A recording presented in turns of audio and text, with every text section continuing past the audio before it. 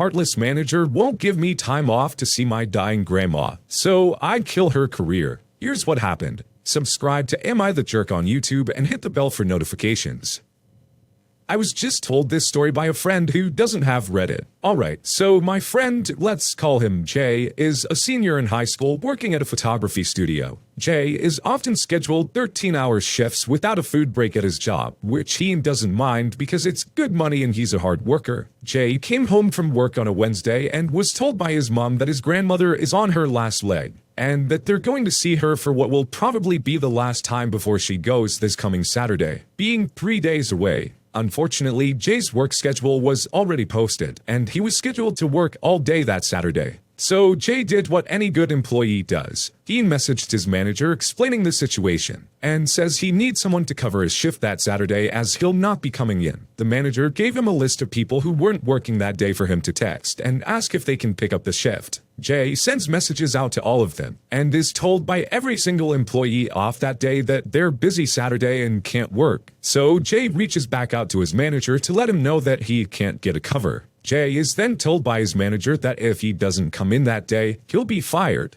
When he states that it will likely be the last time he ever sees his grandma alive, she says that she does not care, and that he'd better come into work that Saturday. Jay didn't take so well to being told his manager didn't give a crap about his grandma dying, so he decided to pay a little phone call to HR. Remember those 13-hour shifts without breaks? Well, Jay is 17, and in this state, people under 17 cannot work more than 9 consecutive hours, especially without a break. Jay explains all of this to HR. On top of the situation concerning his grandma, Jay also puts in his 2 weeks on top of this. HR tells him that he'll follow up with him soon, and that something will be done about all of this. That Friday, Jay came into work and his manager was gone, replaced by a new manager from another store. Jay also had been asked by the new manager if he would consider staying, and he agreed. So now Jay is still employed and much happier, and his manager is without a job. After he finished texting me all of this, he added, "Don't mess with me and I won't mess with you, jerk." We've talked about similar stories to this before, and it still blows my mind how heartless people can be. Like, talk about corporate greed. If you're not gonna give a crap that your employee's grandma's passing away and this is the last time he's gonna get to see her, then he's not gonna give a crap about your company. Just give your good, hard-working employee the day off. They've given you every other day. My entitled stepsister canceled the original booking for my wedding venue, so I made my father rebook at nearly triple the original cost. My stepsister impersonated me and canceled my wedding venue reservation. She's 18 and a jealous cow. I got the reservation for a steal because I booked really early. Well, now demand for wedding venues has skyrocketed. The venue is now asking nearly triple the original cost for the same date. They said they'll only honor the original reservation if I show proof that my stepsister committed fraud or identity theft in the form of a police report. My father has begged me not to involve the police, so I told him he'll need to cover the new cost then. All of it except my original deposit, because I'm very aggravated. He's going to be selling some property in order to do this. He's put down the additional deposit for the venue already though. I know he was not to blame, but he houses that witch, and by asking me not to report her for fraud, I can only assume he takes responsibility for her actions. Am I the jerk? I do feel guilty because my fiance and I are much more financially well off than my father, but I just feel like this is not my problem to fix. He did find an alternative venue that was pretty nice and wasn't as expensive, but I said it had to be the original venue. I'm just incredibly peeved. I don't really know where I fall on this one. I really don't like the move of you setting your father back so much because of something that his stepdaughter did. Without a doubt, it was a jerk move on her part, and it really sucks that the venue now wants nearly triple the original cost. I get where you're coming from, but it seems like your father's trying to defend her. But this is a whole other situation financially. As you said, you're much better off than him. You're setting him back years for something that you could potentially cover easily. I really don't think that's fair to him.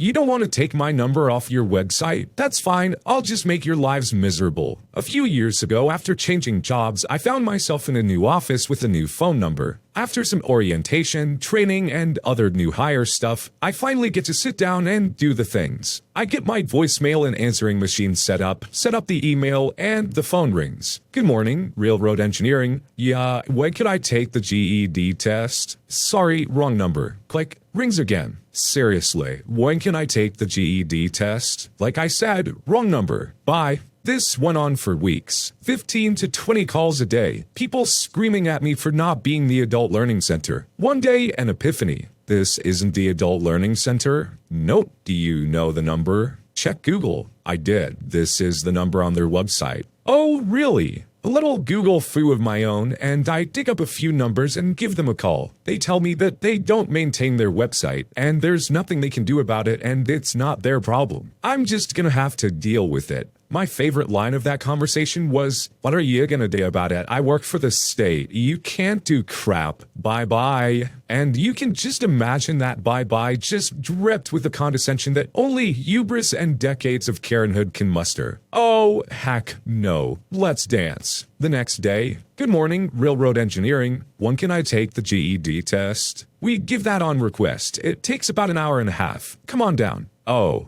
awesome. How much is it? $10. Bring a pencil. We'll sharpen yours, but we can't supply them. Budget cuts, you know? No, I get it. See you in a bit. Take your time. They don't like me telling you this, but if you get here before we close, they have to give you the test. See you when you get here. Thanks, man. See you later. Now, for those of you who don't know, the GED test takes a whole frickin' day. It also usually costs upwards of $100, depending on the state. In the state I was living and working in at the time, it was around $200. As such, it was only offered at certain intervals. So, as I was telling dozens of people per day that it was $10, took 90 minutes, and offered on request, I'm sure that they were absolutely inundated with angry people with freshly sharpened number 2 pencils, waving their $10 bills, and demanding the test that the guy on the phone told them they could come and take. Every morning, I checked the website to see if my phone number was still on there. I also took the liberty of crawling around and getting the phone numbers for some managers. I was happy to hand these out when people called back to complain that they hadn't been allowed to take the test. Head back down there and asked to speak to random director, and told them they called the number on the website and that this is what they were told.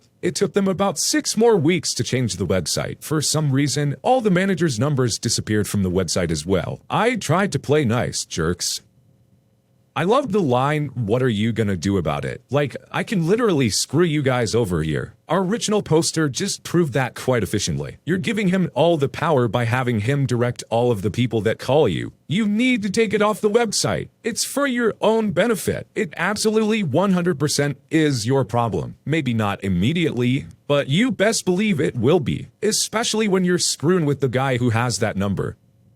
My boss accused me of reporting him, so I did. I worked for his small company for 6 weeks at the end of 2020. It was landscape architecture. He sacked me with no real explanation when I was off sick with COVID. I have undiagnosed, highly suspected ADHD, so I wasn't massively surprised as it affects my performance. But I was surprised by the timing and the fact that it was via email. I asked for more clarity. I was never rude to him. I just told him I wish he'd call me so I could get some feedback. He got really mad and proceeded to write a long list of my over-exaggerated and sometimes false shortcomings. For example, being too slow or being distracted, stuff he never mentioned at the time. He then said, "If you want to take legal action against me, let me know." I didn't. I left it and moved on. Fast forward to today. He just called my mobile from a private number asking how I was. I was taken aback, as we've had no communication since. He said, "Someone's put in a report I'm using unlicensed software. Was it you? Because I know we left on bad terms." I said, "I've no idea what you're talking about." He made it seem I was devastated he sacked me, and would have good reason to report him. No matter what I said, he was convinced it was me. He even accused my dad, who works in IT. I didn't even know he was using unlicensed software. I said, "I feel like you're unfairly accusing me here." He raised his voice and shouted, "Why do you always play the victim? Stop playing the victim." I assume this was in reference to the fact that I questioned the way he sacked me. It sounded so rehearsed, I honestly had to hold back laughter. Then he said, "I'm not accusing you, but did you do it?" Looking back, I believe it was unlicensed. We only ever used the student version of Autodesk, which is illegal when you're running a business. This, combined with his accusation, tells me he is in fact breaking the law. I was so peeved by his accusation, I reported him to both Autodesk and the BSA. You'll have to run an audit and likely face a huge fine. He thinks I did it either way. So what harm can one more report do? If he wants me to be a jerk, I can be a jerk.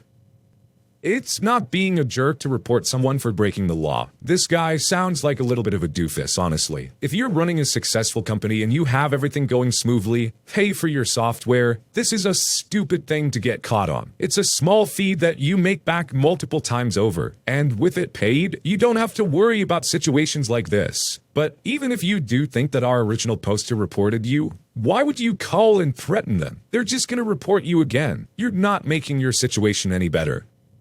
My sister-in-law asked if she could stage her proposal at my wedding reception. I told her no. I felt like this was pretty obviously not a jerk move at the time, but now I'm having second thoughts. Am I the jerk for telling my soon-to-be sister no, she cannot stage her proposal at my wedding reception? My wedding is in 2 months, so there's still time to change my answer and compromise if I'm in the wrong. Last week, my soon-to-be in-laws took me, 22-year-old female, out to dinner with my fiancé Jem, 31-year-old male. We were talking about wedding plans when suddenly my sister-in-law and mother-in-law both say they have something important to discuss with me, and sort of giggle at each other like it's gonna be some exciting little gossip. I figured it had to do with the bachelorette party, so I got all excited too. They told me that my sister-in-law got proposed to over the weekend. I of course got all excited for her, asked to see the ring and all, and it was very beautiful. They then get a little hushed and tell me her fiancé's proposal plan was rather lackluster, and they're making him do a do-over with the family present. They then said that my wedding reception was the best place, since all our family and friends would be there. I asked them to tell me what exactly they had in mind. I mean, I'd want to be the center of attention on my wedding day. It's what all girls dream of. But I was at least willing to hear the idea out. My sister-in-law would have to invite 3 of her friends to be present, her future bridesmaids apparently. She would come out also wearing a wedding dress, potentially even my dress to cut costs, with my flower girl holding a sign that says bride to be, and then of course her being proposed to and carried off by her fiancé out of the party. Of course, I was floored and said I wasn't too sure if that's really a good idea and I'd talk it over with Jim. They told me they already talked it out with him, and he said he thought I would definitely agree. I texted him to not cause any more issues at the table, and he confirmed. I said I would think about it, just to get out of the awkwardness and pressure for the rest of the evening. But once I sent a text once again clarifying no, I wouldn't be okay with that, they showed up at my house to argue that since they're paying for half the wedding, more like 30%, they deserve to have input on my wedding, which they have, but not for something like this. More like catering options. My fiancé's been trying to badger me into saying yes, saying it's selfish of me to not just give 25 to 30 minutes to his family. Anyways, with how my fiancé's been acting, of course nobody in his family has been on my side. I'm no contact with my family, so I have no idea if this is just a case of family picking sides, or if I'm truly in the wrong here. Am I being a self-centered jerk like they say? Not only is your sister-in-law being a jerk by making her fiancé re-propose to her, but she's gonna do it at your wedding reception. That's not only disrespectful to you, but also the plan that she has is one of the tackiest things I've ever heard. It's so obviously staged. Everyone at the reception is just gonna roll their eyes. Honestly, it's a really bad plan. I don't blame you one bit for saying no. In general, you would want to say no to having someone else get proposed to at your reception. But like this? Absolutely not. My entitled neighbor accuses me of stealing their packages, so I let them get stolen. I, 24-year-old male, live in a duplex. Been here for the last 5 years. My building has a single front door that both apartments use, that enters into a small foyer with stairs about 4 feet away or so that lead up to the apartment upstairs. When I moved in, I had friendly, slightly older neighbors, all called Jack and Jill, that didn't cause any issues. Were relatively quiet, and when packages were delivered for me, Jack would bring them inside and place them in the foyer, and I started doing the same for them. Never had any issues with that, and they would thank me and I thanked them. Unfortunately, in February of 2022, Jill passed away. Jack moved out 9 months later. In January of 2023, my new neighbor moved in. She's around 40-ish in age, I guess. She's relatively quiet, doesn't cause any issues. We've barely had a conversation outside of a greeting in the evening when I come home from work. She's got a lovely golden retriever, which occasionally barks, but meh, it's a dog. Dogs bark. No real big issues with her. I continued to do what I did for Jack and Jill with deliveries, bringing her boxes inside and leaving them in the foyer for her. She never returned the gesture, which is fine, since I've started ordering less and less. She never said anything about it until about the month of April. I go out to get the mail and see 4 packages, 2 fairly large ones and 2 smaller ones, all addressed to her, and pick the 2 large ones up, carrying them inside when she comes down the stairs with 2 other women. She asks what I was doing, and I tell them that I was just bringing them inside. She says that they were on their way down to get them. So I hand over the 2 I had while one of the ladies retreats the other 2. I turn to head back inside my apartment, and as they're going back upstairs, new neighbor says, "I can't believe he tried to steal these. I should call the cops," with the other 2 agreeing. I wanted to go tell her that, again, I wasn't stealing anything, but decided to let it go. Fast forward to yesterday. I'm off work and watching TV when, at 2:36 p.m., I see UPS pull up. The driver puts 2 packages on the porch. I go check the mail and the boxes are for the new neighbor. I leave them on the porch, go back inside, and end up falling asleep watching TV. Around 4 p.m., I'm awakened by the new neighbor knocking. I open the door and she asks if I have her packages. I say, "No, I don't have them." New neighbor says the app shows that they were delivered this afternoon. I said I saw them on the porch earlier but left them alone. New neighbor got upset at me, said since one of the boxes had something expensive in it and since I was home, I could have brought them inside the foyer like I've done before. I told her that I didn't want to be accused of being a thief again. She called me a jerk and repeated that one of the packages had expensive stuff inside, and then stormed upstairs slamming her door. So am I the jerk for not bringing her deliveries inside and leaving them to be porch pirated?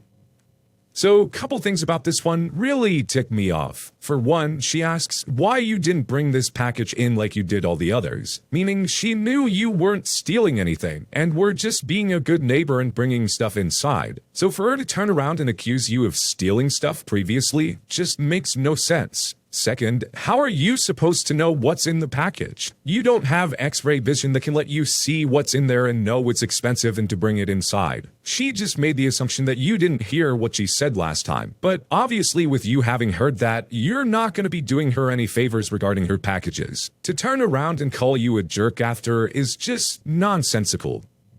My friends didn't want to pay for their tickets to the concert, so I took my sisters and their husbands instead. I was lucky enough to snag 6 tickets to see Garth Brooks in Vegas. My friends and I had made plans to go as 3 couples. I can't really afford to pay for 6 tickets. The concert is kind of expensive. I told my friends that I needed the money for the tickets before my credit card was due. They both promised that they would get it to me. I reminded them a few times and they both forgot. I called my sister and asked her if she knew of anyone who would like to go. She said that her and my stepsister had talked about going. We decided to make it a family trip. They paid me immediately, and I transferred the tickets for each of them. Last week, one of my friends saw that I posted on Facebook about going with my sisters. She asked why I was going twice. I told her I wasn't. I needed to pay off my credit card bill, so I sold 4 of the tickets. They went ballistic. I do not have any credit card debt as I pay my bill in full every month. They both assumed I would be okay just paying the minimum monthly payment like they do. They expected me to save them the tickets even though they didn't pay me. I told them both to check their texts and see where I had agreed to that. I sent them screenshots of where they both agreed to pay me before my bill was due. Now they're ticked off because all the tickets left are either resale or very expensive floor seats. I'm mad at them for trying to mess with my credit, and they're mad at me because they had booked time off to go to the concert. Am I the jerk?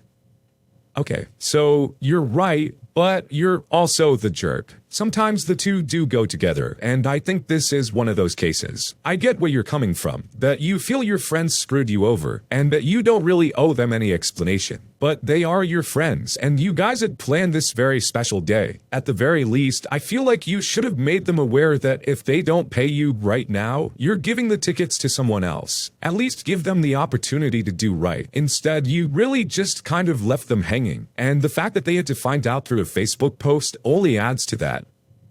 When you subscribe, make sure to hit the bell to turn on notifications. Put the playlist on in the background to finish listening to all the stories, linked at the top of the description. And if you like Am I the Jerk, give Am I the Genius a shot, linked in the description as well. Either way, thanks a lot for watching, and we'll see you guys next time.